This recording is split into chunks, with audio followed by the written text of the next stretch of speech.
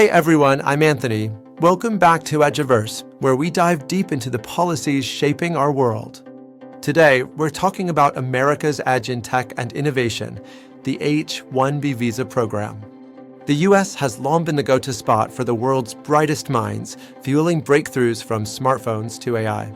But bureaucratic red tape built an invisible wall during the Trump years, costing us big time. Stick around as we break down how these changes aimed to protect American jobs, but ended up hurting our competitiveness. If you're into tech, economics, or immigration, hit that like button now. Let's jump in.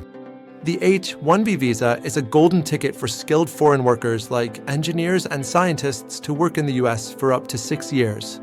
Started in 1990, it's capped at $85,000 a year, with demand so high it's basically a lottery. Proponents say these folks fill huge gaps in STEM fields where we lack homegrown talent. Studies show they boost patents, start billion-dollar companies, and create jobs. Immigrants founded over half of our unicorn startups. They're not stealing jobs, they're growing the pie. But critics have a point too. Some companies, especially IT outsourcers, use H-1Bs to hire cheaper labor, undercutting US wages and replacing American workers. Remember stories at Disney or a Southern California Edison? That's the dark side, wage depression and loopholes. Since taking office in 2017, Trump's America First approach has steadily increased hurdles for H-1B applicants through executive orders and administrative changes, culminating in the $100,000 for H-1B visa fee established by a presidential proclamation on September 19, 2025, and set to take effect at 12:01 a.m. Eastern Time on September 21, 2025. The Buy American, Hire American executive order in April 2017 was a major step. It directed agencies like USCIS to get tough on immigration, ensuring H-1Bs went to the most skilled or highest paid workers. This unleashed an invisible wall of bureaucracy, causing approvals to tank. Before Trump, H-1B denial rates were 4% in 2015. By 2019, they shot up to nearly 25%. Requests for evidence or RFEs exploded, with USCIS demanding more paperwork. RFE rates jumped from 22% to over 40%, scrutinizing job roles and employer control. Entry-level wages were flagged as suspicious, hitting IT consulting firms particularly hard. Their approvals plummeted from 90% to 45%, while big tech like Amazon sailed through at 98%, indicating targeted enforcement. Was this protecting Americans, or just making life hell for everyone? Employers face thousands in legal fees and months of delays.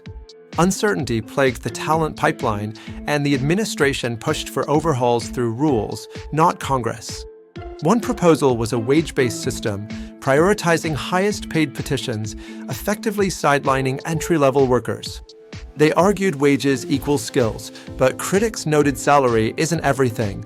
A genius fresh grad in Kansas earns less than a mediocre one in NYC. Universities and nonprofits would struggle to compete with tech giant salaries. The Department of Labor also significantly increased prevailing wages, making entry-level pay like seasoned pros. This made H-1Bs unaffordable for startups and small businesses, forcing them to forego foreign talent. Courts struck these down in 2021 for procedural errors, but the proposals alone had already spooked many. The fallout wasn't just paperwork. It chilled the entire system, making companies hesitant to sponsor visas due to risk and cost. Some jobs were offshored, and foreign students began avoiding US schools, harming our universities and future workforce. Brain drain accelerated.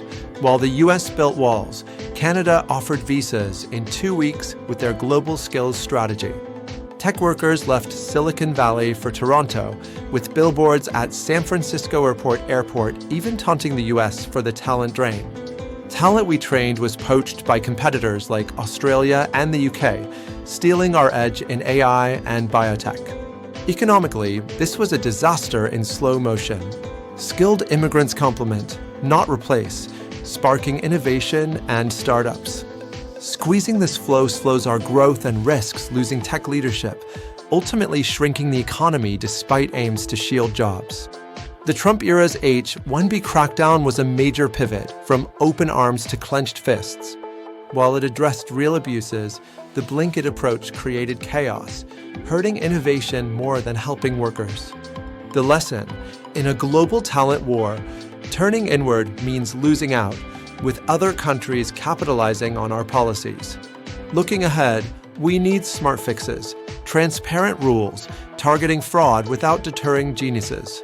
America's strength is being a magnet for ideas. If this got you thinking, comment. Does H-1B need more reform? Subscribe for more policy breakdowns and hit the bell. Thanks for watching. See you next time.